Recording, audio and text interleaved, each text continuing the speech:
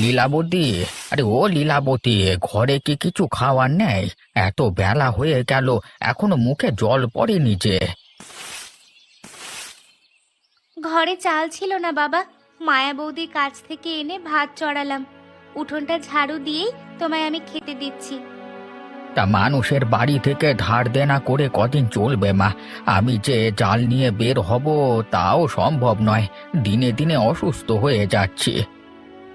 না না, তোমায় কোথাও যেতে হবে না বাবা, আমি জাল নিয়ে যাব। না না মা, তা কি করে হয়? তুই জেলে সর্দারের কন্যা হয়ে মাছ ধরবি, মানুষ বলবে কি? এ পাড়ার অন্য মেয়েঝিরা পারলে আমি পারবো না কেন? তুমি তোমার জাল আর নৌকাটা আমায় দিও, আমি চেষ্টা করে দেখি কিছু পাওয়া যায় কিনা। বেশ মা, তাই যা। তুই যদি কিছু টাকা আনতে পারিস তবে আমার চিকিৎসাটা হবে। এখন যাও, হাত মুখ ধুয়ে এসো, আমি তোমার জন্য খাবার বেড়ে দিচ্ছি।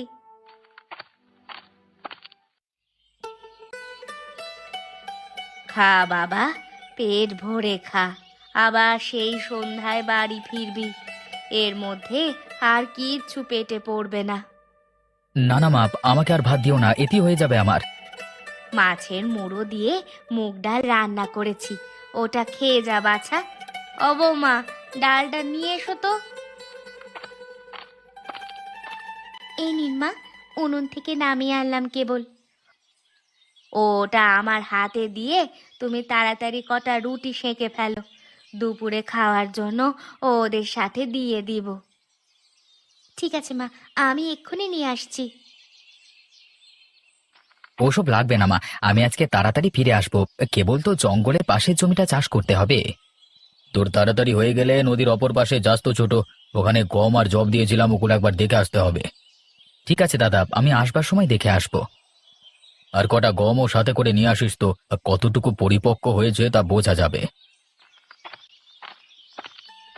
এই নাও তোমাদের দুজনের জল খাবার, দুপুরে খেয়ে নিও মনে করে। ঠিক আছে বৌদি, খাবো আমরা। আর সংসারের প্রতি এত মনোযোগ না দিয়ে নিজের প্রতি যত্নশীল হও, সারাদিন তো কেবল কাজই করো। গৃহস্থ বাড়িতে থাকতে গেলে নিজেকে সময় দেওয়া যায় না। ফসল তোলা থেকে ঘরের কাজ সব একা হাতেই করতে হয়। অমলের বউ আসলে তোমার আর এত কষ্ট করতে হবে না জয়া, সে তোমাকে সাহায্য করবে। হ্যাঁ মা, তখন আমার দায়িত্ব অনেকটা কমবে। ও বৌমা, ওদের তো খাওয়া শেষ, চলো এবার আমরা বসে পড়ি। হ্যাঁ মা, খাবো। অপুকে আগে ডেকে দিয়ে আসি, ও যে খায়নি এখনো। সকাল থেকে কোথায় যে গেল ছেলেটা। কোথায় আর যাবে, ননীদের বাড়িতে গেছে হয়তো। ওই তো দাদু ভাই আসছে। কোথায় যাওয়া হচ্ছিল শুনি মাকে না বলে? সকালে উঠে পড়াশোনা করতে হয় না বুঝি? আমি বাড়ির সামনেই ছিলাম মা, মাত্র মাইক দিয়ে গোপাল কাকু মেলার কথা বলে গেছে। মা, ও মা, মেলায় নিয়ে যাবেন আমাকে? যাবো যাবো যাবো, আরে কবে কোথায় মেলা হবে তা তো জেনে নিস, তারপর তোকে নিয়ে যাবো ক্ষণ। ঠিক আছে, তাহলে তুই ওকে ঘুরিয়ে নিয়ে আসিস। এবার তবে আমি বেরিয়ে পড়লাম, কাজ শেষ করে নদীর ওপারে চলে যাস কিন্তু। হ্যাঁ দাদা, আমিও বেরিয়ে পড়ব। ইস, কাজ করতে করতে বেলা হয়ে গেছে, এখন নদীর ওপারে যাব কখন আর ফিরবই বা কখন? একটা নৌকাও যে ঘাটে দেখা যাচ্ছে না। ওই তো একটা জেলে নৌকা দেখা যাচ্ছে। জেলে ভাই, আরে ও জেলে ভাই, একটু শুনবে এদিকে এসে। কে ডাকে রে, কে ডাকে আমায়? ও মা, এই যে দেখছি পুরুষ নয়, জলজ্যান্ত এক রূপসী নারী। অবাক হলেন কেন? নারীরা কি মাছ ধরতে পারে না? নারীদের মাছ ধরতে দেখেছি, কিন্তু আপনার মতো কখনো নৌকা নিয়ে বের হতে দেখিনি। সাধে কি আর এখানে এসেছি, সে অনেক কথা। কি হয়েছে বলুন, দেখি আপনাকে সাহায্য করতে পারি কিনা। আমার তিন কুলে কেউ নেই, এক বৃদ্ধ বাবা ছাড়া। তিনিও অসুস্থ হয়ে ঘরে পড়ে আছেন। এদিকে হাতে আমার একটা টাকাও নেই যে তার চিকিৎসা করাবো। তাই উপায়ন্ত না দেখে আমি বের হয়ে এসেছি। তা আপনি কি করছেন এই নদীর তীরে? আমি একটু ওপারে যাব, ফসলি জমি আছে আমার, কিন্তু কোনো খেয়া পাচ্ছি না। আমি আপনাকে পার করে দিচ্ছি। ফেরার পথে নৌকা না পেলে আমাকে ডাকবেন। আমার বাড়িও জেলে পাড়াতেই। ঠিক আছে, ফেরবার পথে আমি তোমাকে কিছু শস্য দিয়ে যাব, আপাতত এটা দিয়ে সংসার চালাও। সে দেখা যাবে খন। এখন চলুন ওপারে যাই।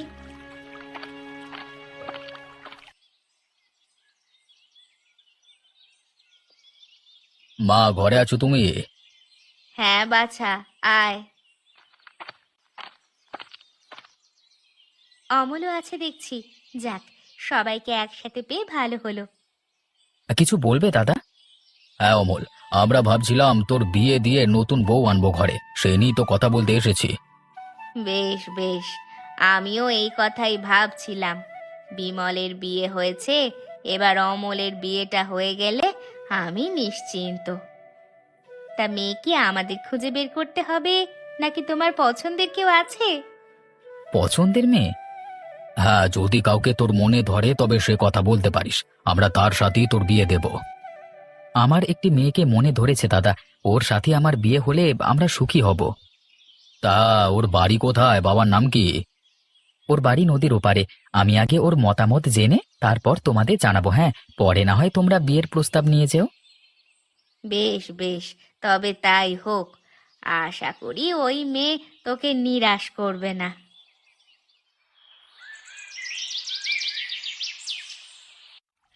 এ কি বলছেন আপনি? আমার মতো এক দরিদ্র জেলে কন্যাকে বিয়ে করে ঘরে নিয়ে যাবেন?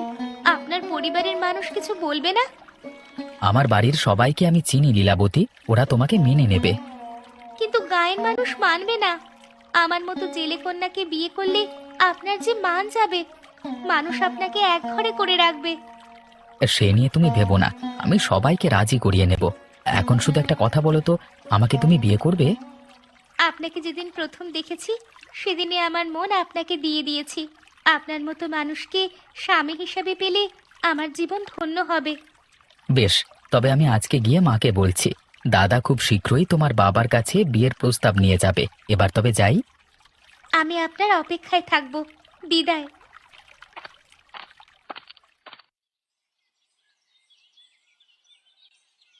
কি, তুই ওই জেলে কন্যাকে বিয়ে করবি? হ্যাঁ মা, লীলাবতীকে আমার খুব মনে ধরেছে। বিয়ে যদি করতেই হয় তবে ওকেই করব। এই না না না, ওই জেলেদের সাথে আমাদের আত্মীয়তা হোক এটা আমি মেনে নিতে পারবো না। তুই অন্য কোথাও বিয়ে কর ভাই। জেলে বলে ওরা কি মানুষ নয় দাদা? তাছাড়া আমি লীলাবতীকে কথা দিয়ে ফেলেছি, ওকে ছাড়া অন্য কাউকে আমি স্ত্রী হিসেবে গ্রহণ করতে পারবো না। তবে তুইও শুনে রাখ, আমি বেঁচে থাকতে ওই মেয়ে এই বাড়ির চৌকাঠ মারাতে পারবে না। এটাই আমার শেষ কথা। তোমাদের অসুবিধে হলে ওকে নিয়ে আমি অন্য জায়গায় বাস করব মা। আমি চাই না আমার জন্য তোমাদের কেউ খারাপ বলুক। খারাপ বললে তুমি এখানে থাকলেও বলবে, অন্য কোথাও গেলেও বলবে। আকাশে চাঁদ উঠলে তা তো মানুষ টের পাবেই। সেটা আমার দেখবার বিষয় না বৌদি। বেশ, তুই যখন পরিবারের মান সম্মানের কথা ভাববি না, তবে তোকে আর আমি ভাই হিসেবে পরিচয় দেব না, আর বাবার জমির কোনো ভাগও তুই পাবি না। বেশ তো, তুমি তবে সবকিছু ভোগ করো, আমি গেলাম তোমাদের ছেড়ে। তাই যা হতচ্ছাড়া। এ কি করেছিস মা, তোরা বিয়ে করে ফেলেছিস? হ্যাঁ বাবা, তোমার অনুমতি ছাড়াই আমরা বিয়ে করে ফেলেছি। তুমি আমাদের ক্ষমা করে দাও বাবা। হ্যাঁ বাবা, আপনি আমাদের উপর রাগ করবেন না।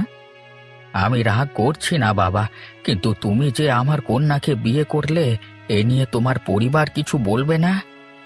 মা এবং দাদা আমাকে মানা করেছিলেন, কিন্তু আমার মনে হয়েছে লীলাবতীকে বিয়ে করলে আমি সুখী হব, তাই ওদের অমতে আমি বাড়ি ছেড়ে চলে এসেছি।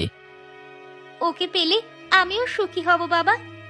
তোমরা দুজন যেহেতু দুজনকে পছন্দ করো, আমার কিছুই বলবার নেই মা। আমি চাই তোমরা সুখে থাকো। কিন্তু দাদা আমার সব জমি কেড়ে নিয়েছে বাবা, ওকে নিয়ে যে কোথায় উঠবো এখন? সে নিয়ে চিন্তা করো না বাবা, নদীর ধারে এক খণ্ড জমি আছে আমার, সেখানে গিয়ে তোমরা বাস করো। খানিকটা জমিতে ঘর বেঁধে বাকি জমি চাষাবাদ করবে, আর মা আমার মাছ মেরে সংসার চালাবে। আপনিও আমাদের সাথে চলুন বাবা, একা মানুষ এখানে না থাকাই ভালো। না বাবা, আমি এখানকার জেলে সর্দার, আমার এই পাড়ার বাইরে যাওয়া যাবে না। তবে মাঝে মধ্যে আমাদের দেখে আসতে তো পারবে বাবা? এখন তো আমাদের তুমি ছাড়া আর কেউ নেই। তা পারবো মা, মাঝে মধ্যে গিয়ে তোদের দেখে আসবো ক্ষণ। এবার তাহলে আমরা চাই বাবা, আমাদের বিদায় দিন। যাও বাবা যাও, আশীর্বাদ করি সুখে শান্তিতে থাকো। বাবার জমিতে আমাদের ঘর তোলা শেষ গিন্নি, এবার ঘরটি সাজিয়ে তুলতে হবে। ওগো, তুমি জঙ্গল থেকে কাঠ কেটে নিয়ে এসো, আমরা সেগুলো দিয়ে আমাদের সুবিধা মতো আসবাবপত্র বানিয়ে নিব। শুধু কি আসবাবপত্র দিয়ে হবে গিন্নি? নতুন বাড়ির দেওয়ালে তো কিছু আলপনা আঁকতে হবে। মা ঠাকুরমা দেখতাম নতুন ঘর তৈরি করলে আলপনা এঁকে সাজিয়ে তুলতেন। কিন্তু আমি তো আলপনা আঁকতে পারি না। তবুও তুমি যখন বলছো, আমি চেষ্টা করে দেখব। কিভাবে আলপনা আঁকবে আমি সব শিখিয়ে দিচ্ছি।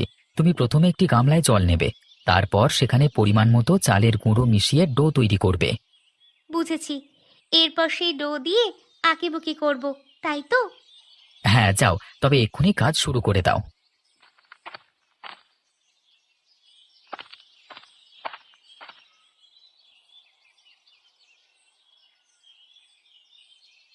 ডো করা শেষ, এখনই তবে আলপনা আঁকা শুরু করি। কিন্তু কি আঁকবো আমি? কি আবার ফুল, পাখি, শঙ্খ, মাছ এসবই। আমি তো মাছ ছাড়া কিছুই আঁকতে জানি না। বেশ বেশ, তবে তাই আঁকো, বাকিগুলো না হয় আমি আঁকবো। গিন্নি, আরে ও গিন্নি, বলি রান্না বান্না হলো তোমার? আমার আবার মাঠে যেতে হবে তো। আমার প্রায় শেষ, তুমি পাটি বিছিয়ে বসো, আমি খাবার নিয়ে আসছি।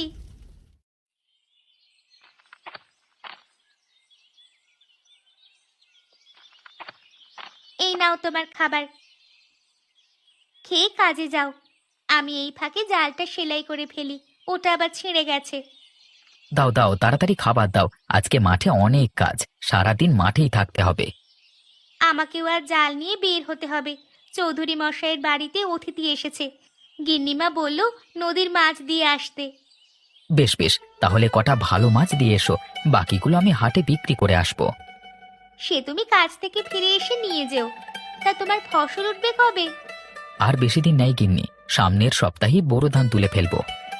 তবে তো আমাদের গোলা তৈরি করতে হবে গো, এত ধান গোলা ছাড়া যে রাখা যাবে না। সে তো করতেই হবে। কালকে আমরা কাজে যাব না, দুজনে মিলে জঙ্গল থেকে বাঁশ কেটে গোলা তৈরি করব, কেমন? ঠিক আছে, আমি কাল তবে আর মাছ ধরতে যাব না। আর শোনো গিন্নি, কিছু ফসল তোমার বাবার বাড়িতে দিয়ে এসো। বাবা বুড়ো মানুষ, কিছু করতে পারে না, এই ফসলগুলো পেলে তার কষ্ট কিছুটা কমবে। ঠিক আছে, ফসল উঠলে দিয়ে আসবো। আর তোমার বাড়িতেও কিছু ফসল দিয়ে এসো, মা দেখলে খুব খুশি হবেন। না না লীলাবতী, ও বাড়িতে আমি আর যাব না, ওদের সাথে আমার কোনো সম্পর্ক নেই। ওনারা সেদিন রাগের মাথায় কি থেকে কি বলে ফেলেছে তা নিজেরাই জানেন না। তুমি ওসব নিয়ে রাগ করো না তো। তুমি কি ভাবছো ওই বাড়িতে আমি ফেরবার চেষ্টা করিনি? অনেকবার দাদাকে বলেছিলাম আমাদের একটু থাকবার জায়গা দিতে, কিন্তু তিনি আমাকে ফিরিয়ে দিয়েছেন। কি জানি বাপু, আমি তো এত সব জানি না। এসব হয়তো বৌদিদের বুদ্ধিতে হয়েছে।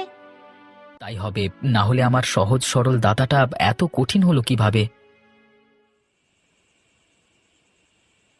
সহজ সরল না ছাই, দেখলে না কবার এসে তোমার কাছে জমির ভাগ চাইলো, বাড়িতে উঠতে চাইলো। ওর ভাগ তো ও নেবেই গিন্নি, আমি আর কতদিন ফিরিয়ে রাখবো বলো? ইস, ওর ভাগ ও নিবে? বলি, ওই জেলের মেয়েকে বিয়ে করে বংশের মুখে চুনকালি দেওয়ার সময় কি ভাগের কথা মনে ছিল না? তখন তো বড় মুখ করে বললে এই বাড়িতে থাকবো না, অন্য জায়গায় বাস উঠিয়ে নেব। এখন মোরক না খেয়ে। তো এখন কি করতে চাও তুমি?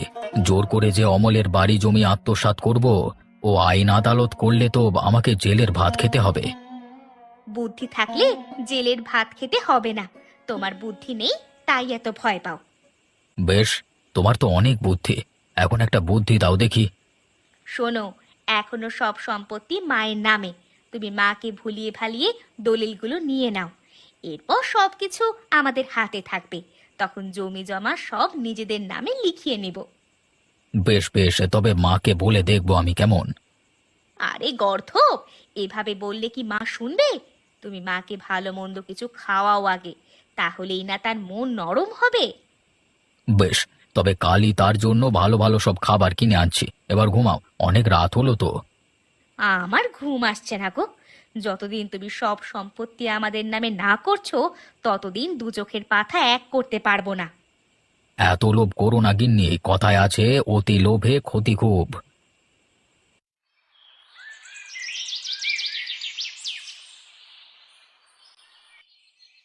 কি করছেন মা?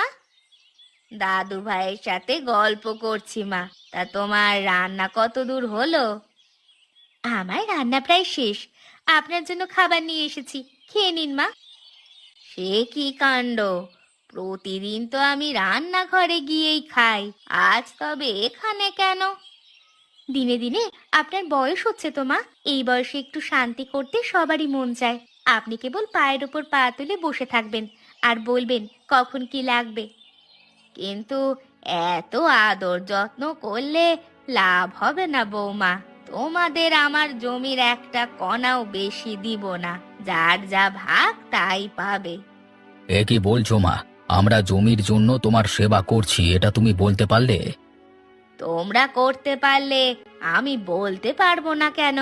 শোনো বৌমা, তোমরা কখন কি কুবুদ্ধি করো সব আমার কানে আসে। এমন কোনো কাজ করো না যে তোমাদের সব হারাতে হয়। আমরা যে জমির জন্য সলা পরামর্শ করছি তা তিনি জানলেন কিভাবে? এখনো বুঝতে পারোনি? তোমার এই গুণধর ছেলে সব বলেছে, তাছাড়া আর জানবে কিভাবে? কি অপু বলেছিস? তবে রে শয়তান, আজকে তোর একদিন কি আমার একদিন। না বাবা, আমি কিচ্ছু বলিনি, বিশ্বাস করো আমি কিচ্ছু বলিনি। তুমি আগে জমির কাগজপত্রগুলো নাও, না হলে পাখি উড়ে যাবে। ওগুলো তো মায়ের কাছে, মা না দিলে নেব কিভাবে? না দিলে জোর করে নিব, তবুও আমাদের ওই জমি লাগবে। বেশ, তবে তাই চলো, আগে মায়ের আলমারি খানি খুলে দেখি। ওরা ঠাকুমার কাগজপত্র জোর করে নিয়ে নেবে, এটা তো ঠাকুমাকে এক্ষুনি জানাতে হয়। যাই যাই, তাড়াতাড়ি তাকে গিয়ে বলি। গিন্নি, আরে ও গিন্নি, জাল বোনা হলো তোমার? আমাদের যে আজকে জঙ্গলে বাঁশ কাটতে যেতে হবে। আমার কাজ শেষ, তুমি ঘর থেকে কুঠারটা নিয়ে এসো তো। অমল, অমল, বাবা বাড়িতে আছিস? সে কি, কে আপনি? আমি অমলের মা। তা তুমি সেই লীলাবতী, তাই না? ও মা, আপনি? ও তো ঘরে। এতদিন পর আমাদের কথা মনে পড়লো মা। অমলকে একটু ডাক দাও তো, আমি বড় বিপদে পড়ে এসেছি। ওগো, এই একটু আসো তো বাইরে, মা এসেছেন। সে কি মা, তুমি আমার বাড়িতে? হ্যাঁ বাছা, একটা বিপদে পড়ে এসেছি। কি বিপদ মা? বড় বউ আর বিমল যুক্তি করে আমার সব সম্পত্তি নিয়ে নিতে চাইছে। তাদের নাকি আমার সব চাই, কিন্তু আমি তো তোরও মা, তোকে আমি বঞ্চিত করতে পারবো না বাবা। তাই আমার জমির সব কাগজপত্র তোর কাছে নিয়ে এসেছি। বেশ করেছো মা, দাদা আর বৌদির অনেকবার বেড়েছে, এবার ওদের উচিত শিক্ষা দিতে হবে। ততদিন আপনি আমাদের সাথে থাকুন মা, ও বাড়িতে আর যেতে হবে না। অবশ্যই থাকবো মা, ওই লোভীগুলোর কাছে আর না। ওরা সম্পত্তির জন্য যে কোনো সময় আমায় খুন করে ফেলতে পারে। লীলাবতী, তুমি মাকে ঘরে নিয়ে যাও। আজ থেকে মা আমাদের কাছে থাকবে, সাথে সব দলিলপত্র। দাদা বৌদি যদি কখনো তাদের ভুল বুঝতে পারে তবেই ওদের সম্পত্তি ফিরিয়ে দেব। তাই চলুন মা। হায় হায় হায় হায়, আমার যে সর্বনাশ হয়ে গেছে। এতগুলো কাগজ নিয়ে মা চলে গেছে আর আমি টেরই পেলাম না। আমি তোমাকে আগেই বলেছিলাম গিন্নি, মায়ের সাথে এরকম আচরণ করো না। এখন বুঝেছো মজা? চুপ করো তুমি। মা যে বাড়ি ছেড়ে চলে গেছে সেটা আটকাতে পারলে এমনটা হতো না, তাও তো তুমি পারোনি। সে কি আমাকে বলে গেছে নাকি? আমিও তো কেবল শুনলাম মা বাড়িতে নেই। এখন যদি মা অমলের কাছে গিয়ে ওঠে তখন আমাদের কি হবে বলো তো? ও যে সকল অন্যায়ের প্রতিশোধ নিবে। তাই তো করবে গিন্নি, সুযোগ পেলে কি ও ছাড় দেবে? না না না, এটা হতে দেওয়া যাবে না। ওই জমি আর বাড়ি না থাকলে আমাদের যে পথে বসতে হবে। যে করেই হোক অন্তত আমাদের ভাগের সম্পত্তিগুলো উদ্ধার করতেই হবে। তাহলে এক্ষুনি কাকার বাড়িতে যাও, ঠাকুমা সেখানেই আছে। যদি তার কাছে ক্ষমা চাও তবে তিনি নিশ্চয়ই সব ফিরিয়ে দেবেন। সত্যি বলছিস অপু? মা ওখানেই আছে? হ্যাঁ বাবা, আমাকে সব বলে গেছে। ওগো,